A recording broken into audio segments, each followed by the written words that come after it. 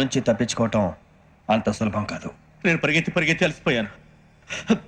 ఏం కావాలి? నీ ప్రాణం అక్కర్లేదు, నీ ఆస్తి అవసరం లేదు. ఏదో అవసరానికి 2000 అప్పటిది ఇలా చంపేపోతున్నాను జీవాజీ. ఆయన అప్పు తీసుకున్న తప్పించుకుని తిరగాలి కానీ ఆపేసి మీకు అక్కడ పెట్టండి. కొత్త అప్పు ఇవ్వకూడదని. ఇదిగో వెంకీ, కావాలంటే నీకు ఇచ్చిన పాత బాకీ మర్చిపోతాను, నన్ను వదిలే. మీరు మమ్మల్ని వదలనా? మేము మిమ్మల్ని వదలలేమండి. మీ దగ్గర అప్పు తీసుకున్న నిజం మమ్మల్ని నీలా వెంటాడు. అందుకు నన్ను ఎంత ఆడుతున్నారా? అంతగా అయిపోలేదు. ఉండి లేదంటే మొత్తం లేకుండా పోతారు.